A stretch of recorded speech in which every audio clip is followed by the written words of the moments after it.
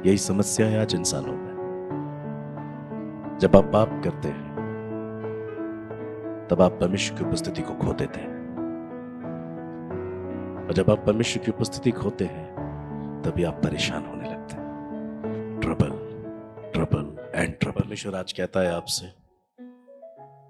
ये सब कुछ देखा और सुना गया है, मगर अंत की बात यह है कि आप परमेश्वर का भय माने, एक इंसान परमेश्वर का भय माने और उसकी आज्ञाओं का पालन करे। यही इंसान का संपूर्ण कर्तव्य है और कुछ भी नहीं। जहां आज्ञाकारिता नहीं है वहां परमेश्वर भी नहीं है। लूसीफर जो परमेश्वर के स्वर्ग में प्रधान दूत का काम किया करता था, जब तक परमेश्वर की आज्ञाओं में बना हुआ था वो परमेश्वर के सामने था, मगर जब उसने परमेश्वर के विरोध में काम किया, हमेशा के लिए उसे स्वर्ग से निकालना पड़ा। परमेश्वर अपने नियमों को कभी नहीं बदलते, वो अपने वचन को कभी नहीं बदलते।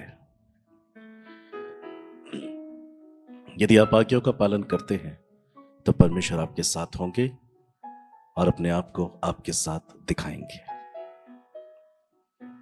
मगर यदि आप आज्ञाकारी नहीं हैं, आप उनकी आशीषों से निकाले जाओगे, उनकी उपस्थिति से दूर किए जाओगे। आदम हवा ने अदन की वाटिका में जब तक परमेश्वर की कही हुई बातों को माना, आज्ञाकारिता का जीवन जिया, बाइबल कहती है तब तब परमेश्वर प्रतिदिन उनसे मिलने आया करता था। कितना सुख अनुभव है ये, स्वर्ग और पृथ्वी को बनाने वाला एक परमेश्वर एक मिट्टी से बनाए हुए इंसान से मिलने आता है। कितने धन्य थे आदम और हवा जिन्होंने ईश्वर की संगति की, उसको देखा, उसको सुना। मगर जैसे उन्होंने अनाज्ञाकारिता का जीवन जिया, जो परमेश्वर को पसंद नहीं था, उन्होंने वही किया। बाइबल कहती है अदन की वाटिका से वो निकाले गए, वो परमेश्वर की उपस्थिति से दूर कर दिए गए। यही समस्या है आज इंसानों में। जब आप पाप करते हैं तब आप परमेश्वर की उपस्थिति को खो देते हैं, और जब आप परमेश्वर की उपस्थिति खोते हैं तभी आप परेशान होने लगते हैं। Trouble, trouble and trouble. आप बहुत जल्दी घबरा जाते हैं, बहुत जल्दी आपका मन शिथिल हो जाता है। जब समस्याएं आपके दरवाजे के सामने खड़ी होती हैं तो आपके अंदर यह विश्वास भी कायम नहीं हो पाता कि ये मुझ पर प्रभुता नहीं करेगी। आप तुरंत ये जान लेते हो अपने मन में, मैं परमेश्वर के सामने ठीक नहीं हूं, मेरा जीवन परमेश्वर के साथ ईमानदारी का नहीं है। निश्चय संसार में आने वाली हर एक पीड़ा से मैं होके जाऊंगा।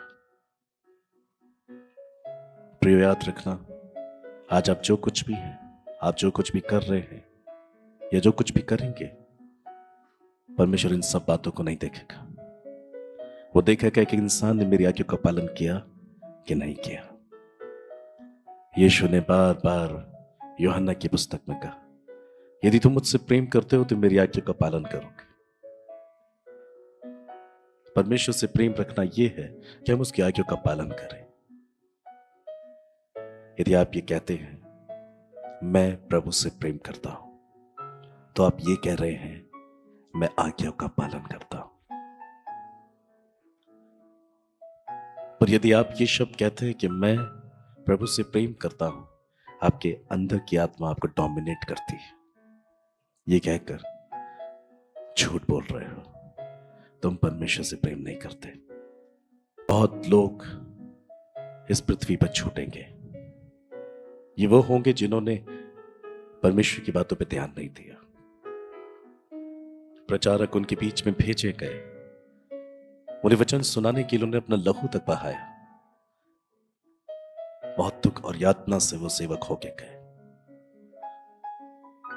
सवाल सिर्फ एक था कि मैं अपने लोगों को कैसे बचाऊं।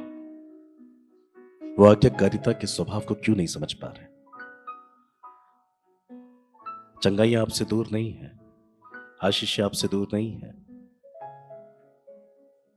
अगर आप पाप करते हैं तो ये आपसे कई कोसों दूर है।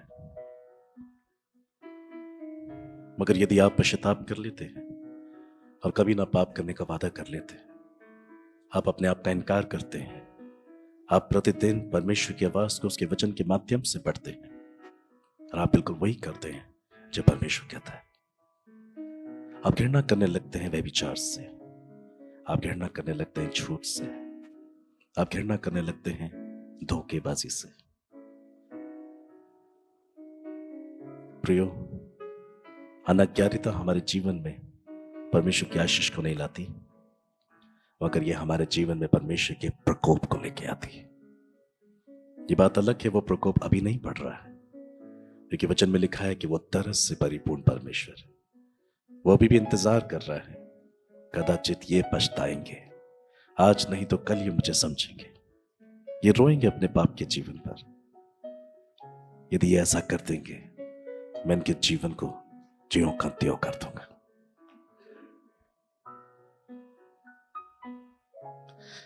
परमेश्वर आपसे कुछ भी नहीं पूछेगा प्रियो।